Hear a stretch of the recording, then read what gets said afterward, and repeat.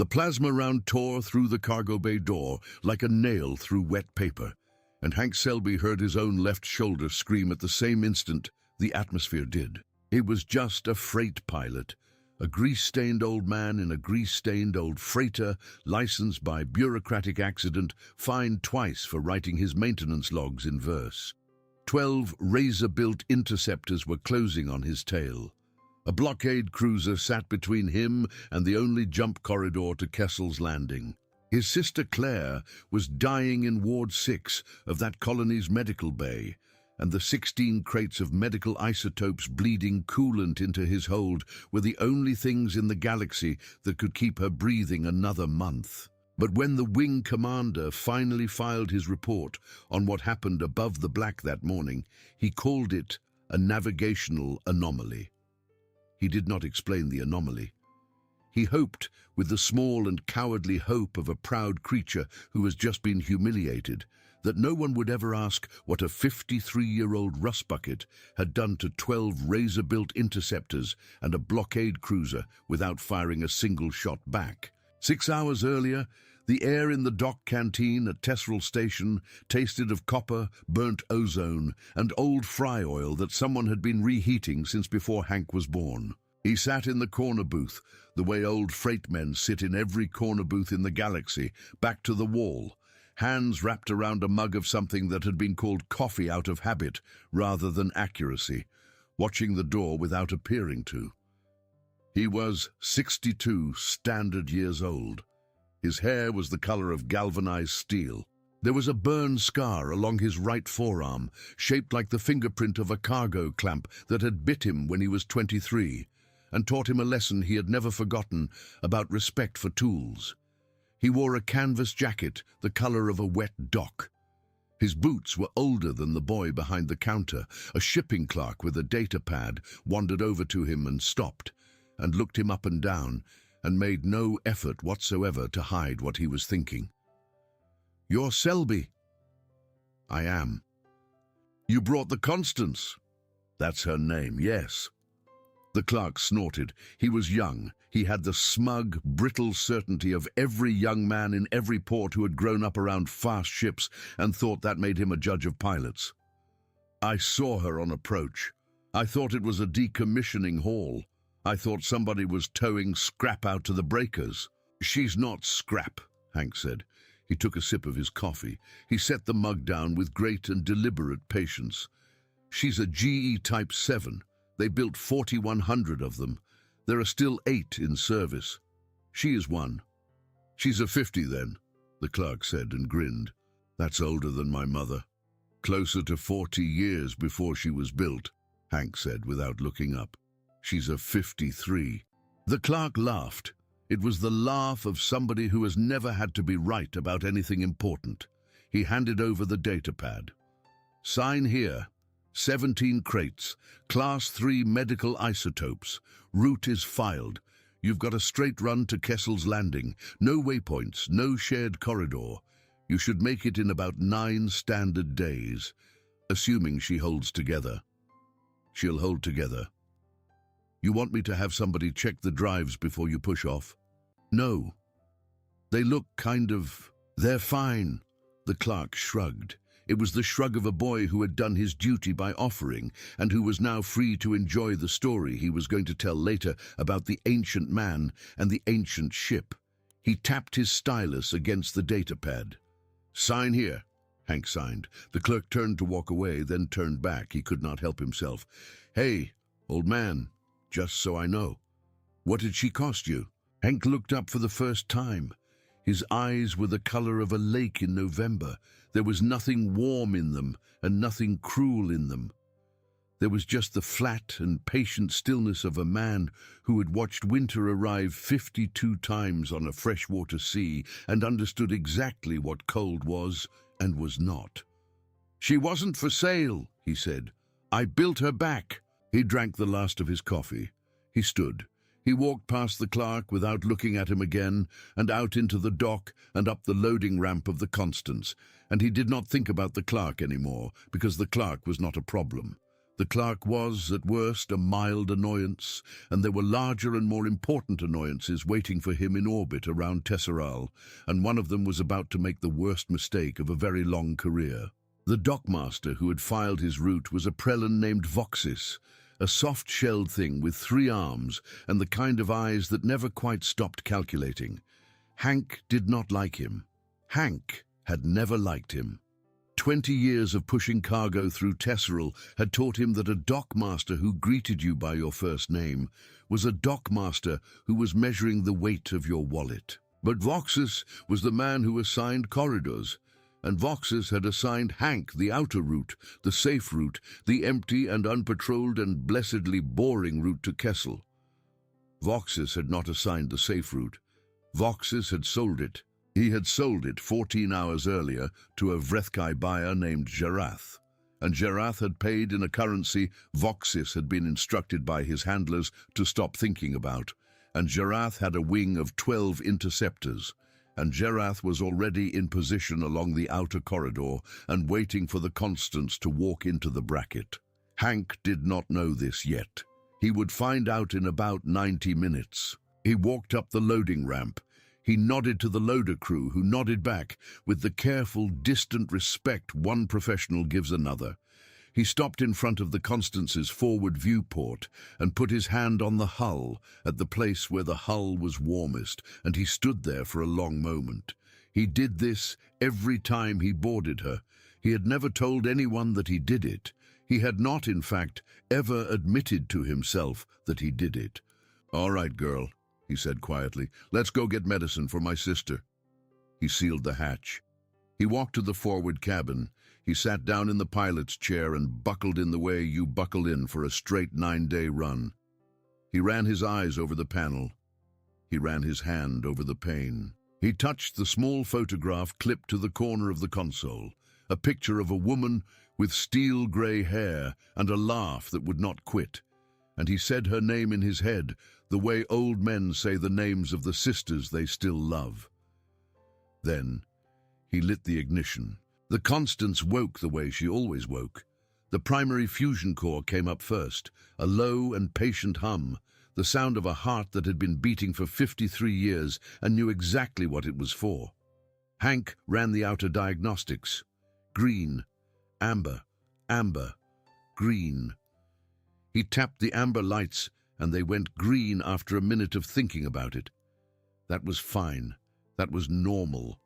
The Constance liked to think about things. He did not run the diagnostic on cores 2, 3, and 4. He never did, on a departure. He would wake them if he needed them. They had been asleep for 14 years. He was, on some level, he did not let himself examine, superstitious about waking them for anything less than a very good reason. He signaled the tower. The tower cleared him. He pushed off. The Constance rolled out of her cradle and drifted into the black. The outer corridor to Kessel's landing ran for 11 parsecs through a thin scatter of debris and old survey buoys. It was the kind of route freight men called a paint job, because you could put the ship on autopilot and paint the hull and be done before you hit the arrival gate. Hank had run it 48 times. He knew the shape of every buoy. He knew which ones blinked and which ones did not.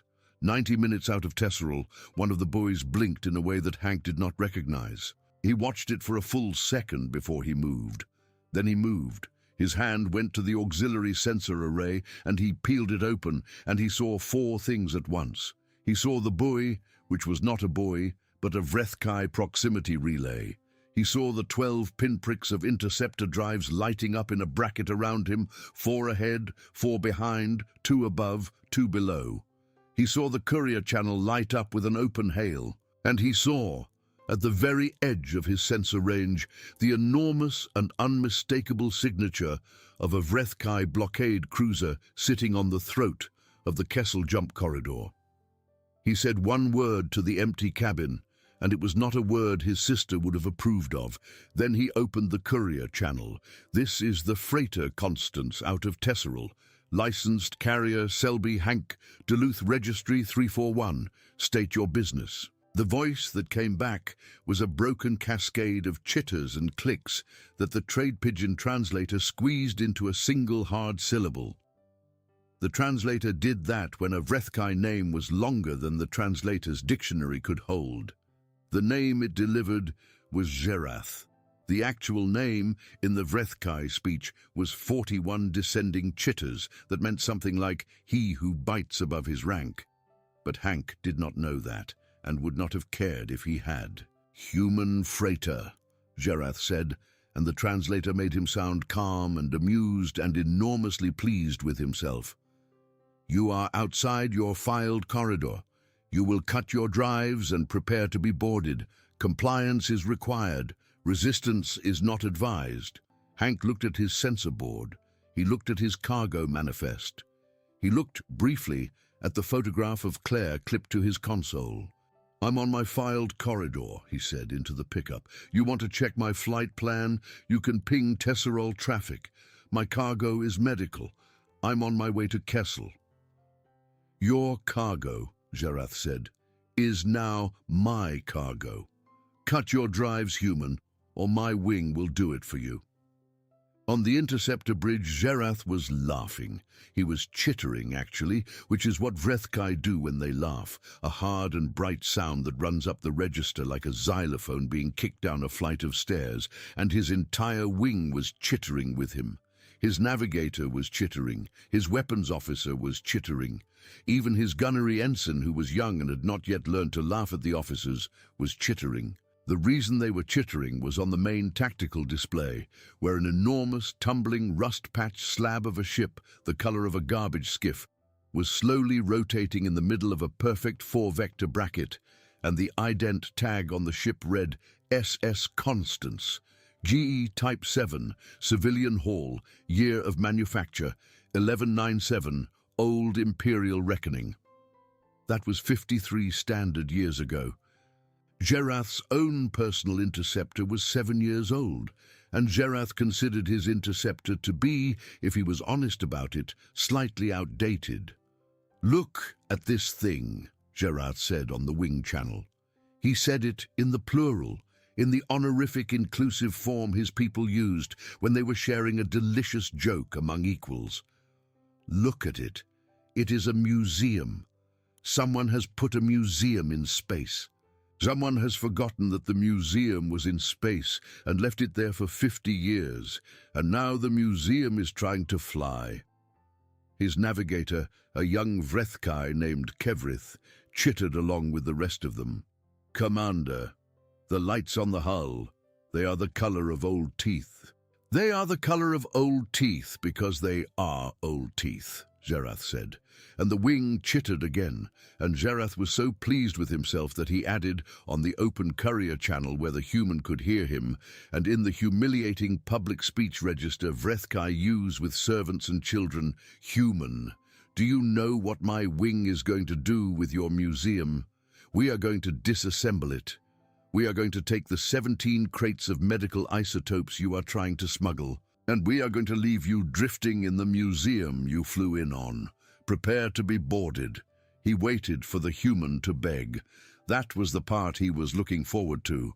Vrethkai piracy protocol did not require a beg, but Zherath was proud of the beg. He had a collection of them in his private archive from 26 years of interceptions. He had begs from every species that flew, in every tone the translator could deliver. He particularly liked the human ones, because the humans always begged in the same 3 ways. The first was for their lives, the second was for their cargo, and the third was for their families. The human on the Constance did not beg.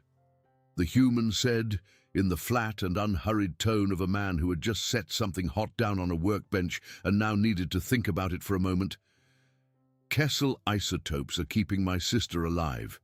You want them? You'll have to take them. I intend to. All right, the human said. And then the human lit 4 drives.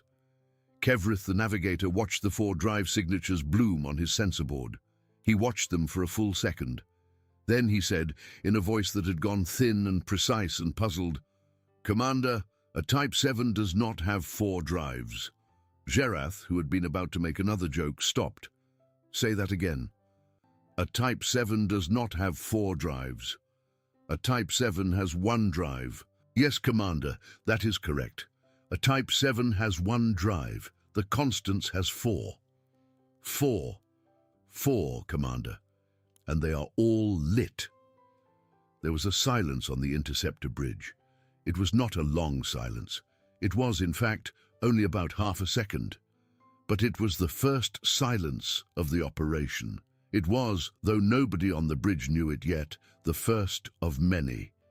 "Bracket in," Gerath snapped. "Fire warning shot. Now." The lead interceptor fired. The warning round was a low-power plasma bolt intended to clip a vein and force a hard shutdown, and the young Vrethkai gunnery ensign on the lead interceptor was an excellent shot, and the bolt hit exactly where he aimed it, which was the outboard trailing edge of the Constance's aft vane. The vane sheared away, and the Constance accelerated. She did not accelerate the way a Type 7 accelerated. A Type 7 accelerated the way a freight hauler accelerated, which was the way a full bathtub accelerated when you shoved it, which was to say slowly and with great and dignified reluctance. The Constance accelerated the way a hunting animal accelerated. She jumped. Her 4 fusion cores throated up in a synchronized burn, and she jumped, and the 4-vector bracket around her went from a perfect box to a diamond, to a stretched line, to a scattered spray of interceptors trying to match a vector they had not been briefed for. Gevrith the navigator was watching his sensor board, and his fine-tuned Vrethkai visual cortex, which was capable of parsing 32 independent data streams at once, was doing something it had not done in 6 years of interceptor navigation, which was refusing to accept what it was seeing. 91, he said. "Commander, she is at 91 standard gravities. That is impossible. That is what the board says. A Type 7 maxes at 14. Yes, Commander. That is correct. Then she is not a Type 7. She is a Type 7, Commander. I have her ident tag and her hull profile and her registry. She is a Type 7, and she is doing 91 gravities, and she is threading our bracket with 400 meters of clearance on each side.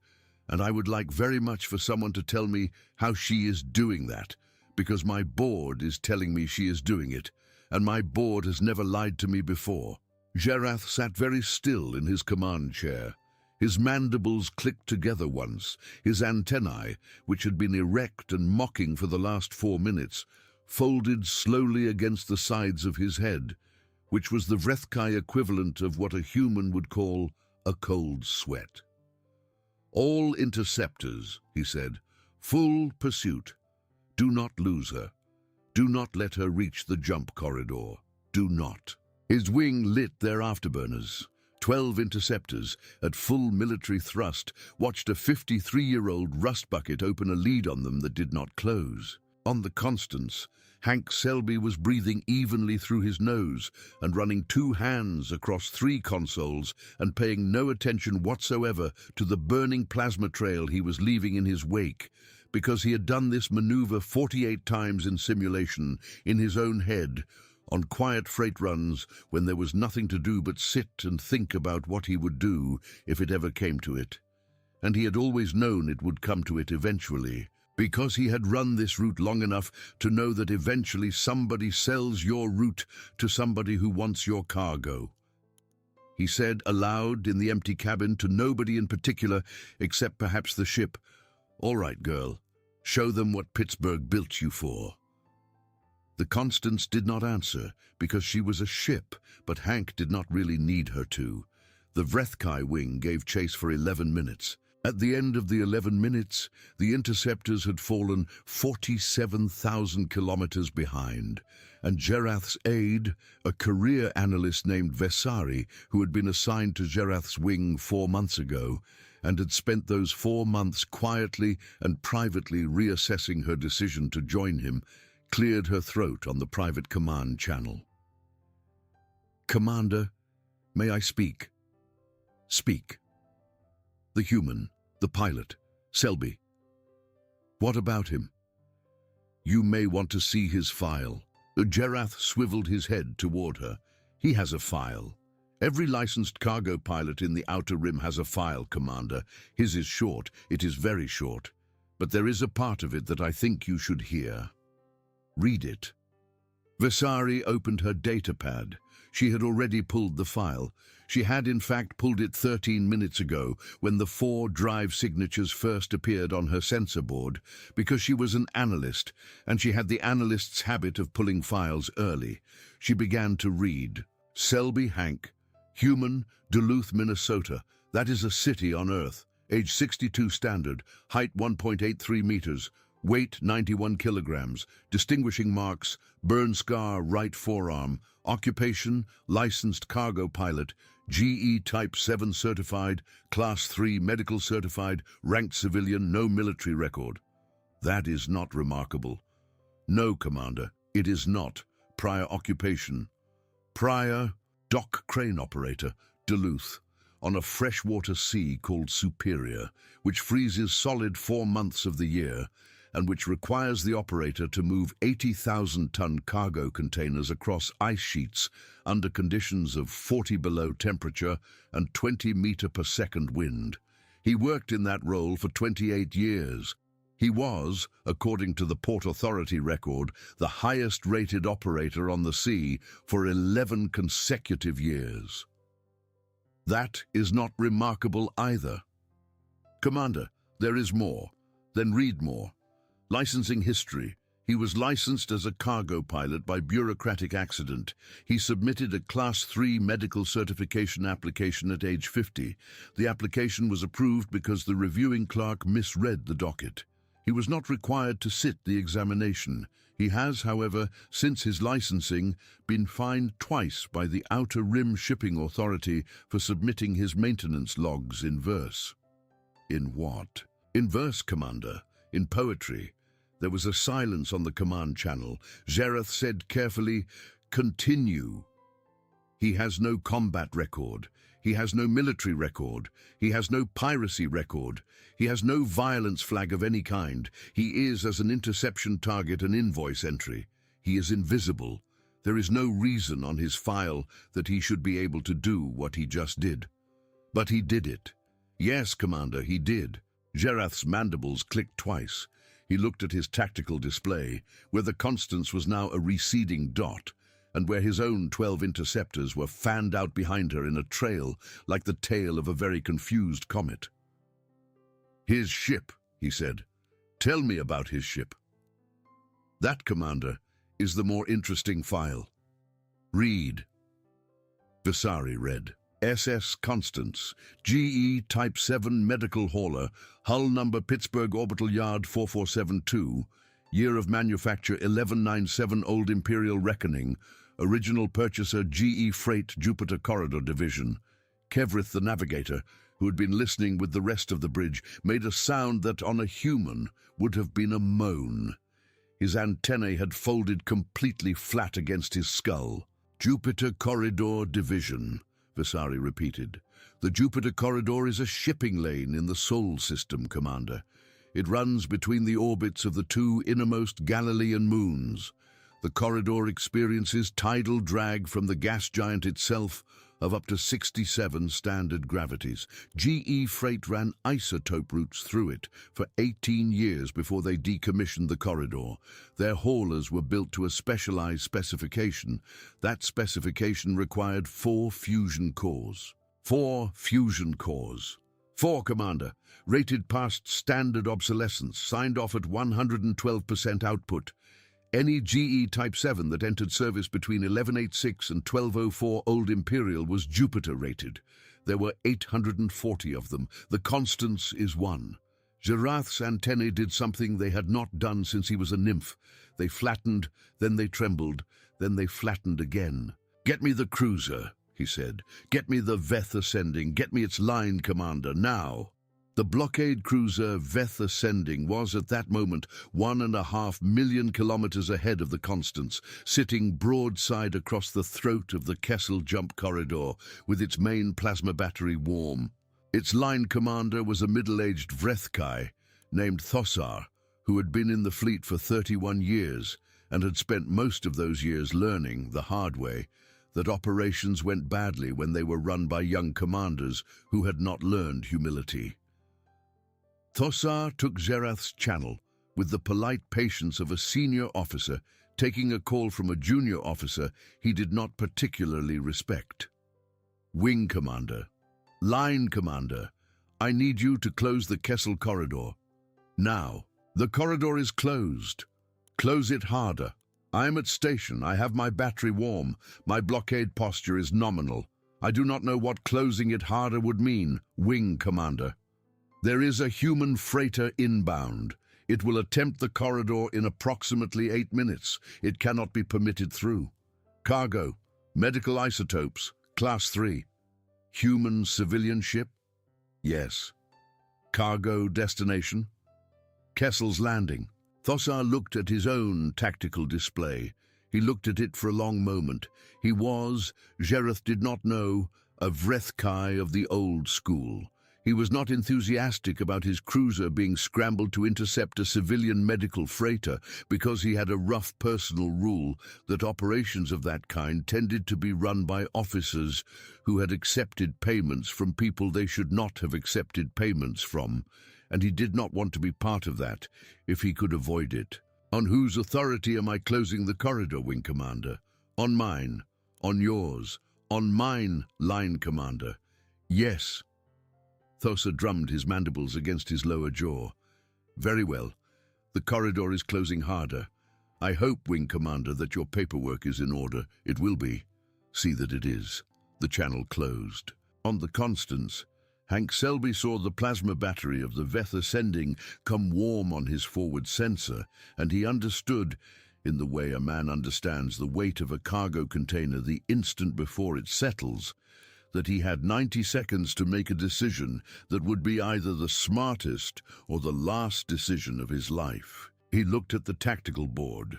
He looked at the 12 interceptor trails behind him, 47,000 kilometers back and losing ground. He looked at the cruiser ahead, 1.5 million kilometers out, plasma battery warm, blocking the only jump corridor within 4 days' travel. He looked at his cargo manifest, at the 16 intact crates and 1 damaged crate of Kessel isotopes, at the cooling coils holding them stable, at the timer that told him the coolant would run out in 14 hours, at the sister at the end of the run who did not have 14 hours. He looked at the photograph of Claire. Well, hell, he said quietly. Then he did 3 things. The first thing he did was he opened his cargo hold in his head. Because he did not need the hold open, he just needed to know it was there, and he ran through the manifest of what else he was carrying. Freighter pilots did not fly empty. He had, in the aft locker, a personal locker he had been keeping for 20 years, the tools of the second job he had held before he was a pilot, back in Duluth, when he was a dock crane operator on a sea that froze solid. He had a hardened ice pick, a coil of steel rigging cable, an insulated survival suit rated for 2 atmospheres of external pressure, and a small photograph of his father, who had been a dock foreman on the same sea, and who had taught him 3 things, one of which was that a man on the ice never gave up on his load. The second thing he did was he opened his data locker. He had on file 14 months of quiet, patient documentation, cross-checked and time-stamped and encrypted, of every irregular manifest that had crossed his corridor since he had first noticed that Voxis, the dockmaster at Tesserol, was starting to sell his flight plans. He had audio. He had ledger transfers. He had one exceptionally damning still image of Voxis handing a data slate to a Vrethkai port inspector named Wessarik of the cruiser Veth Ascending, taken from the vantage of a security camera in the Tesserol commissary that Hank had, over the course of 14 months, patiently borrowed access to. He had been sitting on the file for 6 weeks. He had been waiting for the right leverage. The third thing he did was he lit up his transmitter, and he opened every public frequency the Constance could carry, the traffic band, the emergency band, the courier band, the Vrethkai fleet band, the Kessel colony band, the Outer Rim commercial band, all of them, wide open, and he uploaded the file in its entirety to a message queue addressed to the Vrethkai Trade Tribunal, with the delivery routing set to auto-transmit in 30 standard minutes unless he personally cancelled it. And he broadcast the message header to every ship in a 3-parsec radius. Then he opened the private channel to the Veth Ascending. Line commander of the cruiser Veth Ascending, this is the Constance, freight pilot Selby, Duluth Registry. You are blocking the Kessel corridor, and I have medical cargo aboard. I would like to speak with you about a Vrethkai port inspector named Wesarik. There was a pause on the Ascending's bridge. It was not a long pause. Then Tossa's voice came back, and the tone of it was different from the tone he had used with Jareth. It was harder, it was quieter. It was the tone of a career officer who had just seen the outline of a shape he did not like the look of. Human freighter, explain. Your port inspector has been selling this corridor to Vrethkai pirates for 14 months. I have proof. I have audio. I have ledger transfers. I have a still image of him accepting payment. I have filed it in an auto-transmit queue to the Trade Tribunal. It will deliver in 29 minutes unless I cancel it. I will cancel it if you move your cruiser 3 degrees to starboard and let me through the corridor with my medical cargo. That is what I would like to discuss. The pause on the Ascending's bridge was longer this time. Thossar's voice, when it came back, was very quiet. Human freighter, transmit your proof. Transmitting, Hank transmitted. On the bridge of the Veth Ascending, Line Commander Thossar watched the file come in. He watched it decompress. He watched the still image resolve on his personal screen, and his mandibles clicked together once, and then he watched the audio timestamp match against his own crew rotation logs for the date in question, and his mandibles clicked twice, and then he watched the ledger transfer receipt clear against his cruiser's paymaster records, and his mandibles closed with the small and final click of a man who has just made a decision. He turned to his marshal-at-arms. Arrest Port Inspector Wesarik, now. On the bridge, in front of the crew. The marshal-at-arms did not ask a follow-up question. He nodded once. He walked to the port inspector's station, which was 3 meters from the command chair, and he laid a hand on the port inspector's shoulder, and he said, in the flat and official register of a marshal-at-arms performing a formal arrest, that Wesarik was under fleet arrest for corruption, for the sale of corridor routing information to non-fleet parties, and for accepting payment in a currency the fleet had not authorized him to accept. He read Wesarik his rights. He escorted Wesarik off the bridge. Wesarik did not resist. He looked, in the moment before he was escorted out, at Thossar. He said one thing. Commander, you do not know what this will cost you. Thossar looked at him for a long moment. He said, I do. That is why I'm doing it. Then Thossar turned back to his helm. Helm, 3 degrees to starboard. Clear the corridor for the human freighter. The helmsman rolled the Veth Ascending 3 degrees to starboard. The Kessel corridor opened up. Hank Selby, watching from the Constance, breathed out through his nose for the first time in about 6 minutes. He keyed the transmitter. Line commander, cancelling the tribunal queue now. Thank you. Freight pilot Selby. Line commander, you did not have to give me the option. No, sir, I didn't. But my father used to say that if you can shoot a man or you can offer him a door out, you offer him the door. He usually walks through it. Your father was a wise man. He was a dock foreman, sir, on a lake in Minnesota. I don't know if that qualifies as wise, but he was a man who knew what a load was worth. Pass through the corridor, freight pilot Selby. Sir, the Constance began her burn for the jump corridor. She was still at full military thrust. She was still bleeding coolant from her damaged cargo bay. She was going to make it. She was going to make it, that is, until Jareth, watching this on the tactical display from 47,000 kilometers back and slipping further behind every second, and understanding in his gut and in his antennae and in the flat certainty of every fiber of his Vrethkai pride, that if the Constance reached Kessel's Landing, he was finished, his career was over, his rank was gone, his kin name would be struck from the roll. The humiliation of losing an interception to a 53-year-old rust bucket carrying a poet was permanent and unrecoverable, did the last thing he had left available to him. He committed his lead interceptor. He ordered a suicide intercept. The lead interceptor was piloted by the young gunnery ensign, whose name was Trevis, and who had chittered along with the rest of the wing at the museum in space, and who would in a different life have grown up to be a competent and unremarkable interceptor officer.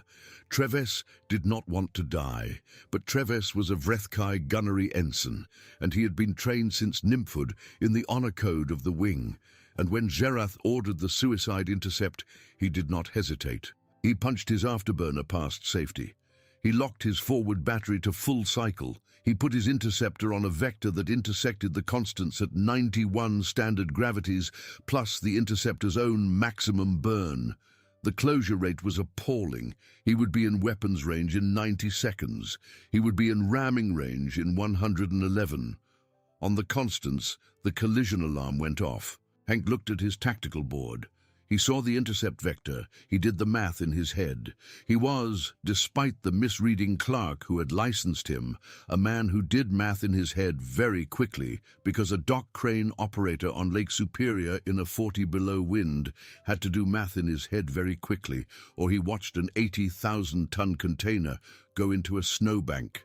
He said out loud, "You have got to be kidding me." Then he did the thing he had never done in 14 years of flying the Constance, which was he woke Fusion Core Number 4.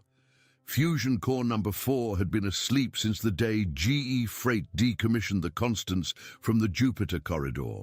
Fusion Core Number 4 was rated at 112% of standard, which in practice meant that Fusion Core Number 4 could deliver, for approximately 90 seconds, an acceleration curve that a Type 7 hauler was structurally not supposed to survive. Fusion Core Number 4 was the reason the Constance had 4 cores and not 3. Fusion Core Number 4 was the emergency. Hank flipped the guard. He punched the ignition. He said to nobody, "Girl, if you break, break clean." Fusion Core Number 4 woke up. The Constance made a sound Hank had never heard her make. It was a sound that started somewhere under the deck plates and rolled up through the hull and came out the bulkheads as a long, low, keening hum that was not a hum so much as it was the physical sound of a ship being asked, at 53 years old, to do the thing she had been built to do 53 years ago and never been asked to do in the decades since. She did it. The gravity meter climbed, 91, 93, 98, 100, 103, 107, 111. It plateaued at 111 standard gravities, and it sat there, shaking, holding, straining, and Hank felt his own vision narrow to a tunnel because a human being at 111 gravities under compensator load was operating at the far end of what the human body could physically tolerate. But he held. He held because Claire was at the end of the run. He held because he had not come all this way to be rammed by a boy in a razor. The lead interceptor Trevis on the intercept vector watched his target's closure rate change. His targeting computer, which had been calculating a solid intercept for the last minute, updated its solution and did not like the new solution. His pilot instincts, which had been calculating a solid ram for the last 40 seconds, updated and did not like the new update. He tried to correct. He tried to burn tighter. He was already at maximum burn. He could not.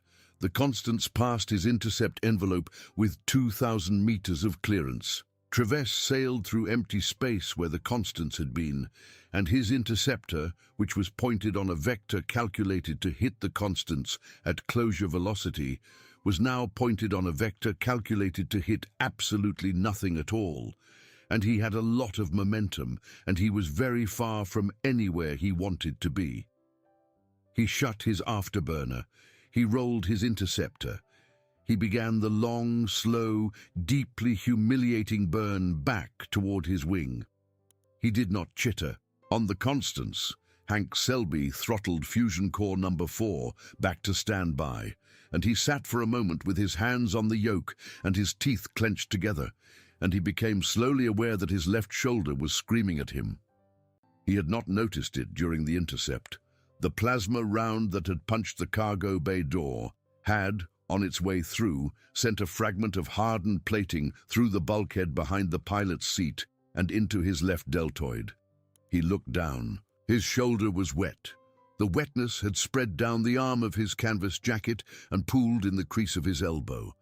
His jacket sleeve was tacky and dark. He estimated the blood loss at about a pint. That was not fatal. That was, on the balance of things, mildly annoying. He reached down to the pilot's chair emergency kit, which every GE Type 7 pilot's chair carried, and which Hank had personally restocked 11 years ago because he did not trust the factory kit. He pulled out the surgical stapler. He looked at it. He looked at his left shoulder. He said out loud, "You have got to be kidding me." Then he stapled it. He stapled it because he had 5 more hours to jump, and he could not fly a jump with a bleeding shoulder, and he did not have time to rig proper closure. He stapled it dry, without anesthetic, without saline, without any of the things a proper medical procedure required, because he was a freight pilot in a cabin alone, and he did not have any of those things. He set the stapler flush against the wound. He clicked it once. The staple went in. It hurt in a way he did not have words for. It hurt in a way that reminded him, briefly and quite involuntarily, of the winter he had turned 19 and had a cargo container drop a corner on his foot on the Duluth dock, which had been the worst physical pain of his life until this moment. He clicked the stapler again and again. He counted the staples as he went because counting them kept him from focusing on what they felt like going in. He put in 14 staples. The bleeding slowed. It did not stop, but it slowed. He put the stapler away. He tore a strip off the cargo rag hanging on the back of his chair, which was the rag he used to wipe grease off his hands, and he knotted it around his shoulder over the staples, and he tightened it with his teeth, and he sat back in the chair, and he breathed through his nose for a long moment, and he said aloud to nobody, "Don't be dainty, fill the hole." That was something his father had said once on the Duluth dock to a young dockhand who was hesitating with a stitch on his own hand. His father had a lot of sayings. Most of them had turned out, over the years, to be useful. The Constance passed the throat of the Kessel jump corridor. Line Commander Thossar of the Veth Ascending watched her go, and he keyed his transmitter one more time. Freight Pilot Selby, Line Commander, when this is over, I would like to buy you a real coffee. Hank almost laughed. He did not have the breath for it, but he almost laughed. Line Commander, when this is over, I will buy the coffee. It is the least I can do for a man who moved a cruiser 3 degrees to starboard on the word of a poet. Freight Pilot, sir, do you actually write your maintenance logs in verse? Hank did laugh then. It was a short, sharp, single-bark laugh. It hurt his shoulder. Only the routine entries, sir. The emergency ones I write in prose. I am not a barbarian. Fly safe, Freight Pilot. Sir? The channel closed. The Constance entered the jump corridor. She jumped. The colony of Kessel's Landing sat on the second moon of a yellow dwarf in an unfashionable corner of the outer rim. It was a mining colony, mostly, which had grown a medical wing because it was 2 weeks from anywhere, and the miners kept losing hands to the rock crushers. The medical wing had a Ward 6. Ward 6 was the isotope ward, where they treated the marrow patients, and where Claire Selby had been for the last 11 weeks, and where the isotope inventory had been down to a 3-day supply for the last 4 days. Claire Selby was 59 years old. She was Hank's older sister by 3 years. She had been a schoolteacher on Duluth for 31 years. She had married a mining engineer who had been offered a contract on Kessel's Landing 8 years ago. And she had followed him out, and she had buried him 4 years ago after a rock crusher accident, and she had stayed on Kessel because Kessel was where he was buried, and because she had, in 8 years, become the school teacher for the colony's 47 children, and because the colony's 47 children had, in 8 years, become in a way she had not entirely admitted to herself the family she had never quite had. She had gotten sick a year ago. It had been slow at first, then it had not been slow, then it had been the marrow. Hank had gotten the message on a freight run out of Tesserel. He had turned the Constance around. He had spent his savings on the isotope run. He had called in 3 favors to get the corridor slot. He had not slept properly in 6 weeks. He had, on the deck of the Constance during the jump, allowed himself for the first and only time in the whole run to sit with his eyes closed and his hand on the photograph of Claire, and to say her name out loud once, very softly, the way old men say the names of the sisters they are afraid of losing. Then he opened his eyes. He checked his coolant reserves. He was going to make Kessel with 2 hours to spare. He made Kessel with 2 hours to spare. The dockmaster at Kessel's Landing was a human woman named Rita Kolarov, 68, retired fleet, 1 prosthetic leg, no patience for nonsense. She met the Constance at berth 12 with a med team, 4 cargo loaders, and a coffee pot she had brewed 30 minutes before Hank docked, because she had heard him coming on the emergency band, and she knew what he liked. Hank walked down the ramp on his own 2 feet. He was pale. His left arm was in a rough sling improvised from a cargo rag. He handed Rita the manifest. 16 crates, 1 damaged. Cargo bay took a plasma round outbound Tesserel. Coolant is holding on the 16. You look like hell, Selby. Rita, I feel like hell. Can we discuss the paperwork after I sit down? Get inside. Med bay first. After I see Claire. Selby. Rita, after I see Claire. She looked at him for a long moment. Rita Kolarov had known Hank Selby for 14 years. She knew when he was going to lose an argument and when he was going to win one. She knew this one. Fine, Ward 6, then Medbay. I mean it, Selby, then Medbay. After I see Claire. He walked to Ward 6. Claire was sitting up in her bed. She was thinner than the last time he had seen her. Her hair, which had gone grey about the same time as his had, was tied back in a rough knot.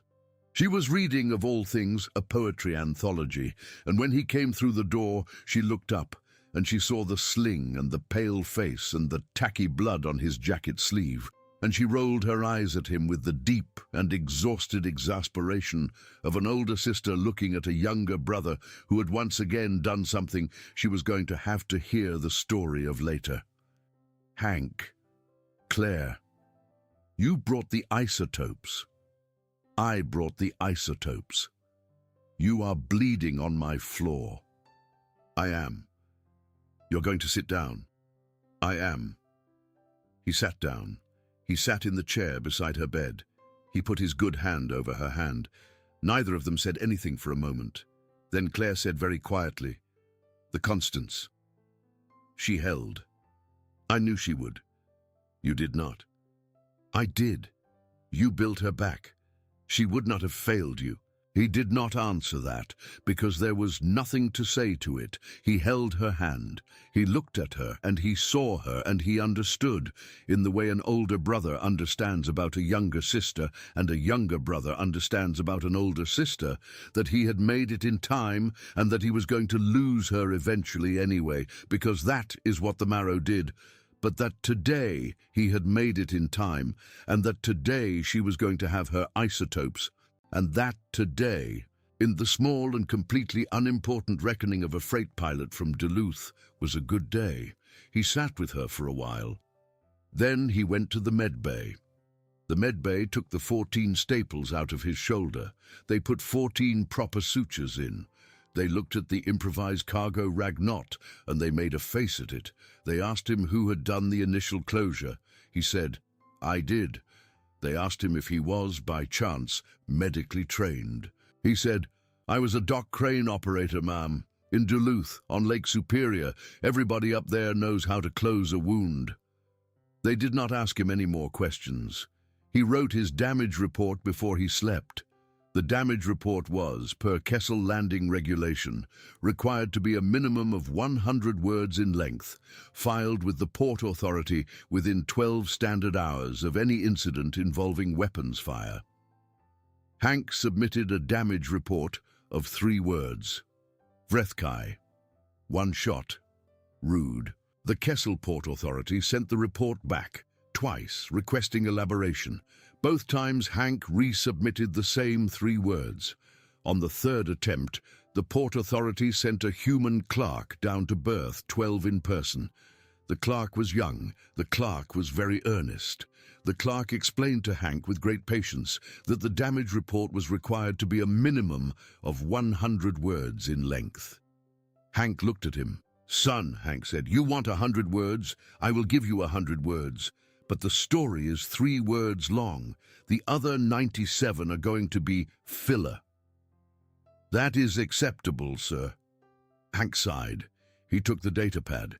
He wrote out the same 3 words. Then he wrote in careful longhand the 97 words of a limerick about a Vrethkai wing commander named Zerath, who mistook a hauler for a museum, chased her for miles like a fool with his rules, and lost his whole wing to a pilot named Selby, who kept his old girl and his sister together, and who wanted, when the paperwork was done and the ledger was clear, one thing only that any station in the Outer Rim could not seem to keep in stock. He submitted the limerick.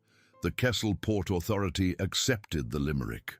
The limerick, over the next 6 weeks, circulated through every freight bay in the Outer Rim, and it made 3 cargo pilots very famous, one of whom was Hank Selby, one of whom was a Vrethkai line commander named Thossar, who developed a small but enthusiastic human fan club, and one of whom was Zerath, who did not enjoy his fame at all. Zerath's classified report on the incident, filed with the Vrethkai fleet 3 days later, listed the encounter as a navigational anomaly.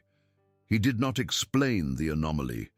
He said the target had exhibited unusual acceleration characteristics that his Interceptor wing had been unable to overcome. He said no rounds had been exchanged. He said no cargo had been recovered. He said the operation had been terminated at his discretion for reasons of asset preservation. He signed the report. He filed it. He hoped, with the small and cowardly hope of a proud creature who has just been humiliated in front of his entire wing, and a career analyst named Visari who had watched the whole thing and taken silent professional notes, that nobody would ask any follow-up questions. Somebody did ask follow-up questions. The follow-up questions were asked by the Vrethkai Trade Tribunal, which had received an interesting file 6 weeks earlier from an anonymous auto-transmit queue, and which had, over those 6 weeks, quietly matched the file against Zerath's own operational records and Wesarik the port inspector's own ledger transfers, and which had, at the end of the 6 weeks, arrived at some conclusions. Zerath was demoted to reserve. He was reassigned to a border customs post in the 9th quadrant, where his primary duty was inspecting the manifests of civilian medical freighters and stamping them approved one at a time for the next 22 years. He was, per the terms of his demotion, required to write a letter of formal apology to every civilian medical freight pilot whose corridor he had ever intercepted without exception in his own hand. There were 41 of them. He wrote them all. Line Commander Thossar was promoted to Squadron Commander. He personally hand-delivered a real, honest, hand-brewed cup of coffee to Hank Selby at berth 12 of Kessel's Landing 4 months after the incident. And he sat down at Hank's booth, and they talked for an hour about crane operation and lake ice, and the philosophy of when to shoot a man and when to offer him a door out. Thossar took notes. Hank did not know what Thossar was going to do with the notes. Thossar, 2 years later, wrote a small monograph on ethical intercept doctrine that became required reading at 3 Vrethkai academies. He named the monograph A Door Out. He credited a human freight pilot in the foreword. He did not name the pilot. The pilot preferred it that way. Voxis, the dockmaster at Tesseril, was arrested, tried and sentenced. His replacement was a prelate named Meris, who was honest, and who was also, coincidentally, Hank Selby's second cousin on his mother's side. Though nobody at Tesseril ever quite worked out how or why the appointment had happened, Hank never explained it. Hank was, on this and on several other matters, a man who did not feel any pressing need to explain himself. Claire Selby lived another 3 years. They were good years. She died on a spring evening on Kessel's Landing, with her brother on the chair beside her bed and a poetry anthology open on her chest. And she was buried beside her husband on a hillside that overlooked the colony from the east. And Hank sat on the hill for a long time after the burial, and he watched the sun go down over a moon that was not the moon he had grown up under, and he said her name once, very softly, and then he stood up and went back to the port. He flew the Constance for another 11 years. He wrote his maintenance logs in verse for 11 more years. The Port Authority fined him twice more. He never sat the pilot examination. He never explained the 4 fusion cores to anyone who asked, except once, to a young cargo pilot from Duluth, who came out to Kessel to interview him for a documentary about the incident, and who asked him what it had been like to run a Type 7 at 91 gravities. Hank thought about it for a while. Then he said, "Son, we are not invincible. We bleed, we break, we die. But when it matters, we make the other side die faster. That is not because we are strong. That is because we have a reason. My reason was on a moon 2 weeks from anywhere with a bag of bad blood, and the Vrethkai reason was a payoff. My reason was better, so my ship was faster." The documentary crew asked him if they could use that quote. He said, "Only if you get it right. Do not put fancy words in it. My sister was a school teacher. She would come out of the ground and correct you." They got it right. That is the story of Hank Selby and the Constance and the wing commander who mistook a hauler for a museum. There are longer versions.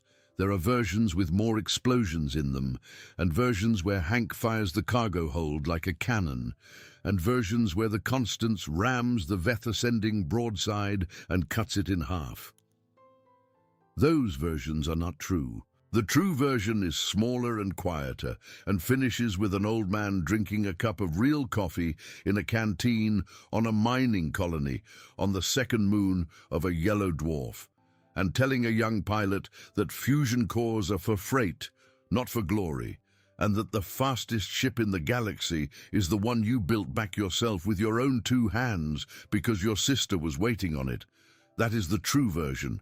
It is the one that made the rounds in the freight bays. It is the one the freight pilots tell each other quietly when they are checking each other's manifests and looking at each other's ships and deciding, as freight pilots do, which of their brothers and sisters they will fly beside and which they will not.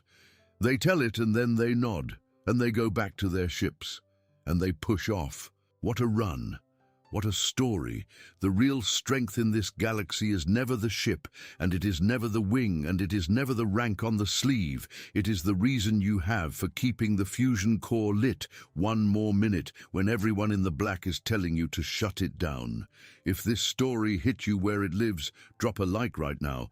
That little tap is what keeps stories like Hank's flying in the corridor. Share it with someone who loves sci-fi, where the underestimated human turns out to be the most dangerous creature at the table. Subscribe and tap the bell so you never miss the next HFY tale from the Outer Rim. And here is my question for you, and I want a straight answer in the comments. Would you have hired Hank Selby to teach at your fleet academy? Or would you have taken his money, banned him from the corridor, and prayed he never came back? Tell me which one you are and why. Keep your eyes on the black out there. Keep looking at the stars.